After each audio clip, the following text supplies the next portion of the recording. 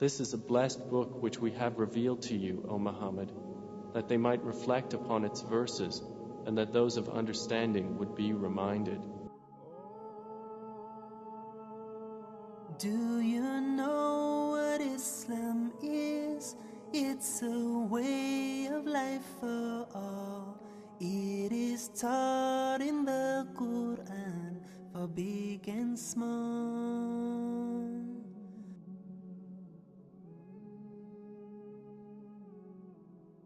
Do you know what Islam says? It says that life's the greatest test. It says that life's a borrowed space, returned upon rest.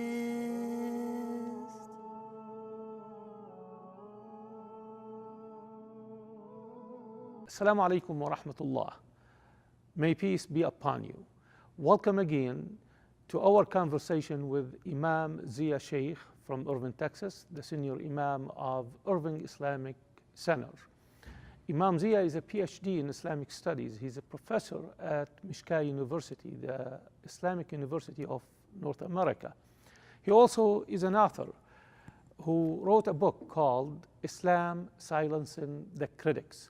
And as you've seen from previous episodes, if you are following, we are discussing the controversies surrounding Islam in the West and the issues that of misinformation and misunderstanding and misrepresentation done by many people and many organizations that oppose Islam and have a hidden agenda. Today, we're going to touch on some very sensitive issues. However, we're going to start by welcoming Imam Zia and start asking him about a question we imposed before. We didn't cover it completely, and that is the prophethood, the concept of prophethood in Islam versus the Judeo-Christian understanding of a prophet. We talked about it before. However, we didn't have the comparison between the Islamic and Judeo-Christian understanding of a prophet. Would you elaborate on that, please? Okay, so we talked already about the issue of prophethood in Islam and what Muslims believe, that prophets were human beings, messengers sent from God, but they were the most perfect example of humanity, meaning that they were faultless, they didn't commit sins, and they basically led by example. Now, the problem with the Judeo-Christian understanding of the Prophet is either they did what we call ifrat in Arabic or tafrit. Ifrat means that they took the Prophet and took him to one extreme of even putting him to the level of God. And on the other hand, the Christians and the Jews, they put down the prophets to such a degree that even normal human beings do not dare to do such things. The example, for example, of one extreme is the taking of Jesus up to the level of God. And this is again against the principles of Islamic belief that nobody can be equal to God, nobody can be on a par with God. God has no partner, He has no equal, He has no helper. Therefore, True. to do that about any prophet is against the principles of Islam.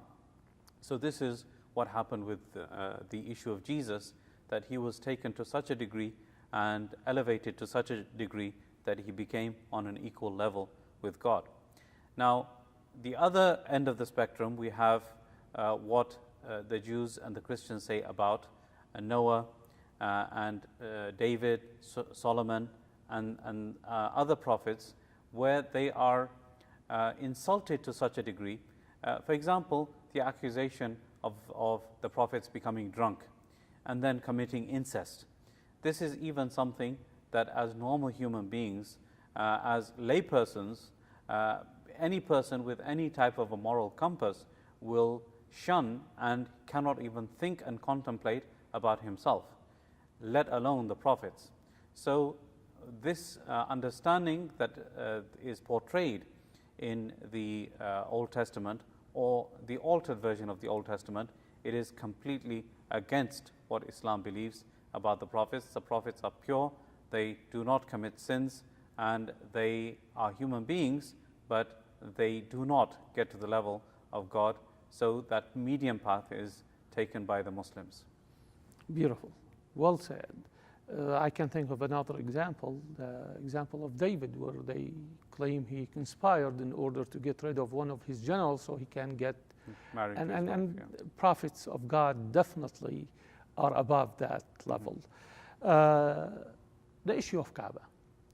Some people, especially non-Muslims, they think this is a form of paganism or idol worship. And these millions or billions of people actually, when they pray, they face or they pray toward this little cubic building. What do you have to say about that? What can you say to people about the Kaaba? You discussed that also in your book. What the significance of Kaaba to the Muslims also? Well, the Kaaba, first of all, we should define what it is for non-Muslims that don't know what it is. It is a cubicle-shaped building that is in Mecca and is the holiest place in the world. This cubic-shaped building, it is the direction in which all Muslims face wherever they are in the world. And the thing is that it is not the cubic building that is the thing that is revered and venerated, rather it is the place where it stands. So for example, if God forbid the Kaaba was dismantled for rebuilding, or it got there was an earthquake, God forbid, and it fell down, or something happened to the Kaaba which meant that that Kaaba was not there anymore, the building is not there anymore, would we stop facing that place direction? Is still there. That place is still there. Correct. And we would still face the direction of that building, of the direction of Kaaba, the holiest place, which is at the place where the Kaaba stands. Also, keep in mind that if we were worshipping the Kaaba as an idol, if it was dismantled and put in another place, would we start facing that direction? We would not. Okay, so it is the place that has the sanctity, not the building itself. Having said that, the Kaaba was built by the Prophet Abraham. It was an indication of the worship of one God. It was the first house built solely for the worship of God. So from that perspective, we revere and respect the Kaaba as a building which is for the worship of Allah subhanahu wa ta'ala. Now, the question that many Christians have and have placed this accusation is that why do you face in one direction? And why don't you perceive God to be everywhere and you can face in any direction? Well, that's what the Quran says also. أَيْنَمَا تُوَلُّوا فَثَمَّ وَجْهُ اللَّهِ. Wherever you face, God is there, and the presence of God is everywhere. But the facing in one direction is a show of unity. It's a show of, a symbolic show of the worship of one God, and it is a show of unity that as an ummah, as a nation, that is following just one direction, and that is the direction that God ordered us to follow, which is the facing of the Kaaba. And that does not mean that we are worshipping the building, rather we are just putting into place an obedience of God, and it's a symbolic show of unity. That's what everybody needs to understand. Excellent. We're going to shift gear right now. We're going to talk about issues some people feel uncomfortable talking about. But you mentioned something in your book. You started talking about the Arab Spring, and in page 240 actually of your book, and I'm going to quote what you said in here and talk about this issue. Attacking countries with the excuse of removing their dictators and to impose democracy is counterproductive. That's what you said in there. And we know this country, our country, the United States, went to several countries, invaded Afghanistan, invaded Iraq, waged undeclared war in Pakistan, in Somalia, in Yemen, with the drones that is going on every day today. What do you have to share with us about, did first achieve what they wanted to achieve in Iraq and Afghanistan, and the drone war will achieve anything in any of these places where they are used.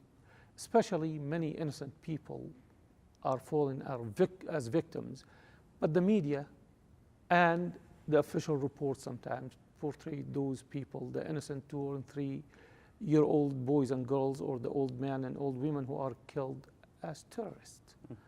What do you have to say about this?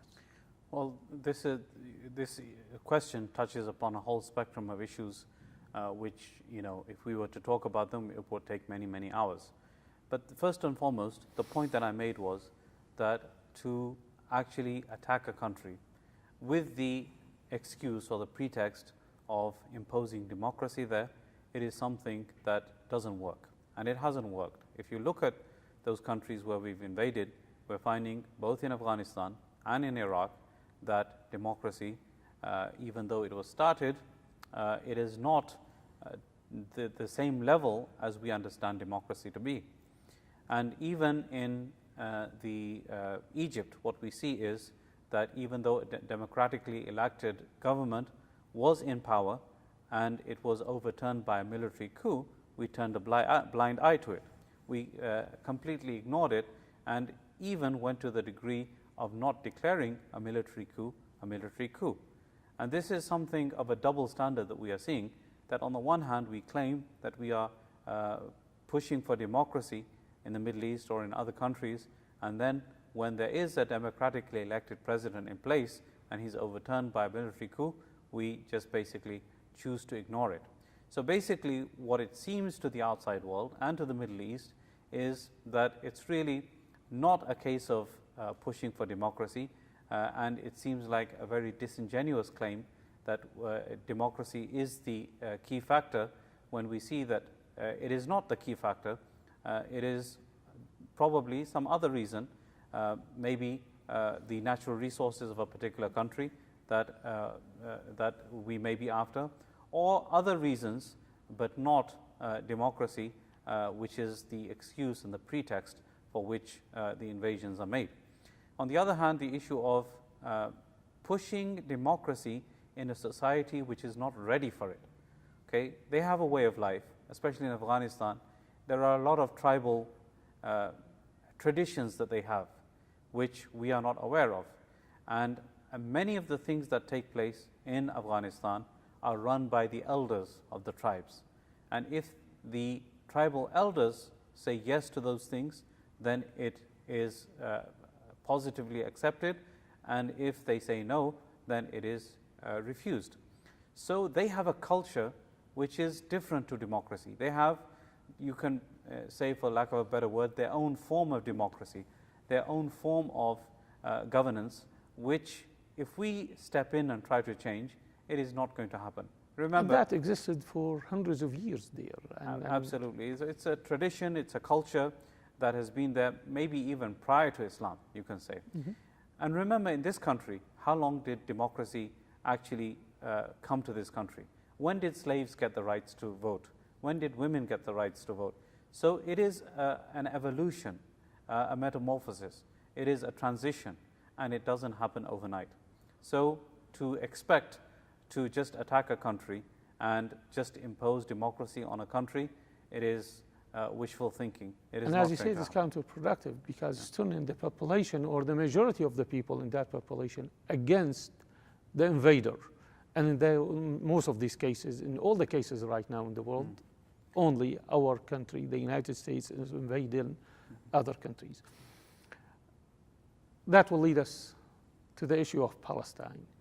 Why Muslims feel so strongly about Palestine and Israel? Do you think Israel has the right to exist? Can you talk about that? Well, Israel exists, and it has the right to exist. In 1948, they were created, and obviously as a created country and recognized by the United Nations, they have the legal right to exist. However, they do not have the right to break international laws, which has become the norm for Israel. But going back to the issue of Palestine, why do we feel strongly about it? In Islam, Palestine is, and Jerusalem in particular, is the third holiest place in the world, about which the Prophet, peace be upon him, said that you are not allowed to make a journey except to 3 places, meaning a religious journey. And that is the religious journey towards Mecca, or a religious journey to Medina, the city of the Prophet, where he's buried, and the third place is Jerusalem. And we know that this was the place in which the Prophet ﷺ, in the powerful night of Isra and Mi'raj, he was taken from Mecca to Jerusalem, and from Jerusalem he was elevated and raised up into the heavens. So that is the significance there also. Jerusalem was the first Qibla, or the direction in which the Muslims faced initially. Correct. When they prayed, until the Qibla was changed to Mecca. And so there are a whole host of reasons why Palestine is important to Muslims from a religious perspective.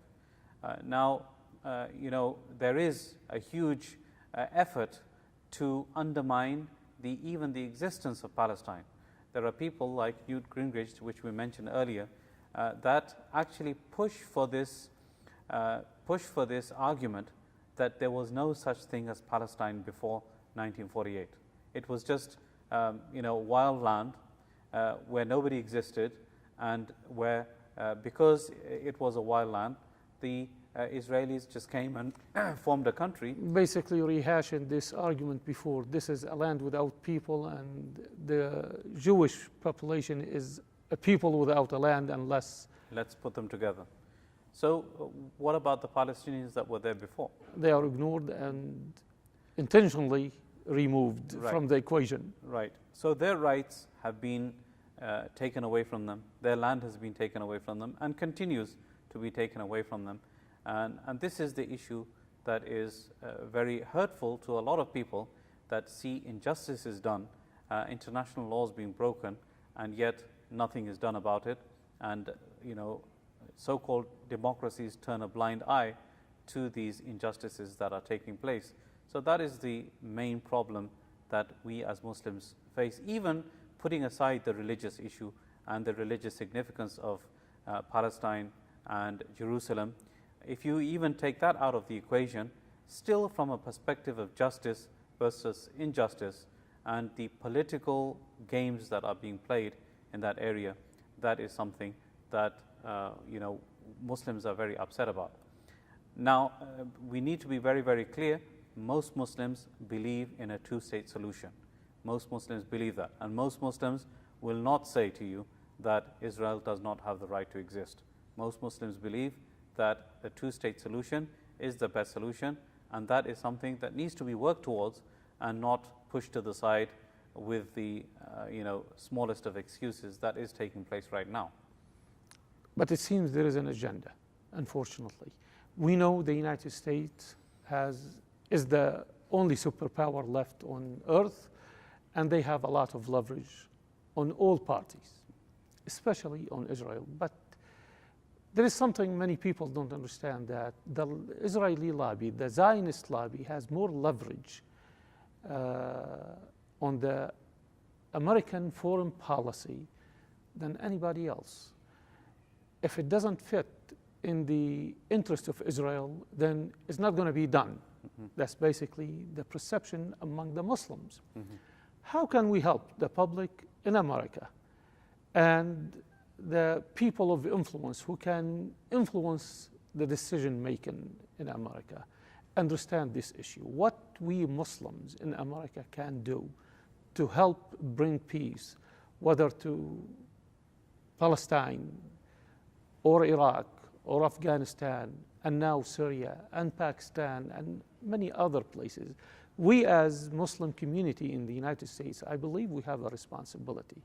How can we carry on this responsibility, in your opinion? What do you have to say to the people? This is, again, the biggest downfall that we have as Muslims, the issue of people complaining about the so-called Jewish or the Zionist lobby, but yet when it comes to elections, we don't want to participate.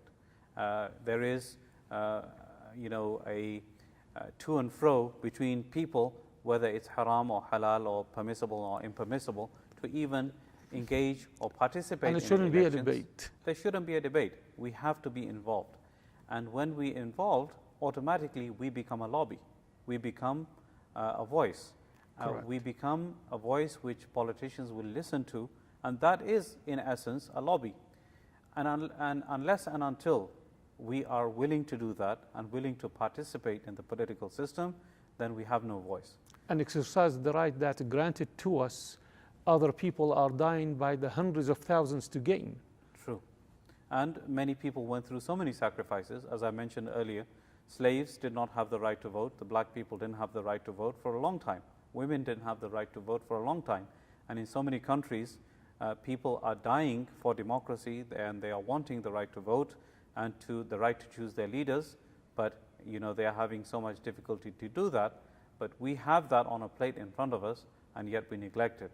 And when we neglect it, then we automatically don't have a voice, we don't have any influence, and we should not complain. And we shouldn't complain. There's no reason for us to complain. Beautiful. So in the last few minutes we have here, what do you have to say about the importance of the work you do, the work we do, the work of people who are trying to reach out, the Islamic centers that are opening their doors to everybody to come and visit and inquire about Islam, the role of the media especially.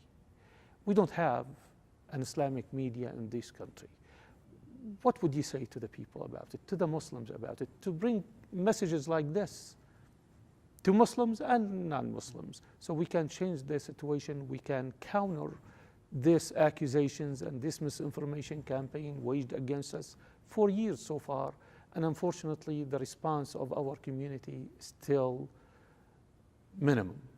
So what do you have to say? Well, it goes back to the very beginning of what we said in the first program, that ignorance is the root cause of the Muslim problem that is existing in this country. And to get rid of ignorance, the biggest way and the best way is to engage in outreach. And then in outreach, the most powerful method of outreach is through the media.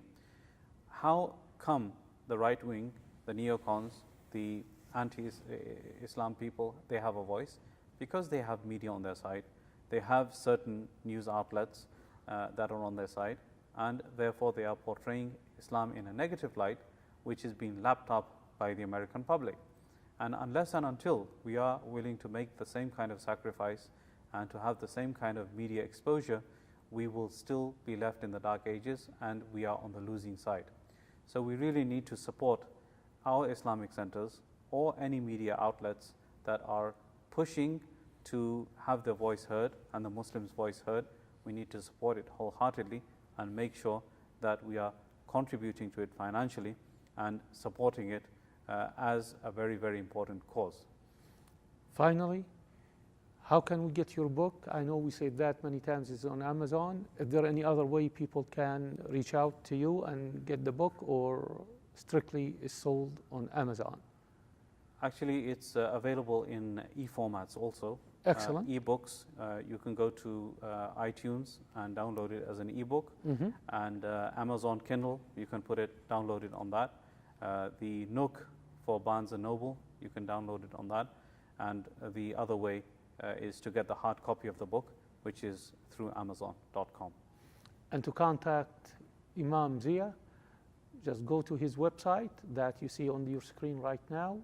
And if you need any more information about our program, please contact us at the contact information that on the screen you're watching now. Imam Zia, it was a pleasure talking with you. Thank you for this insightful information, and we wish you the best, and we wish the best for your Islamic Center and your community. Thank you very much for having me. Thank you. Please tune in to watch more of our programs. Thank you for watching, and may God bless. This is a blessed book which we have revealed to you, O Muhammad, that they might reflect upon its verses, and that those of understanding would be reminded. Do you know what Islam is? It's a way of life for all.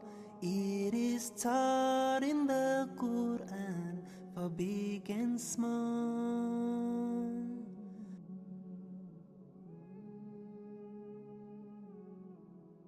Do you know what Islam says? It says that life's the greatest test. It says that life's a borrowed space returned upon rest.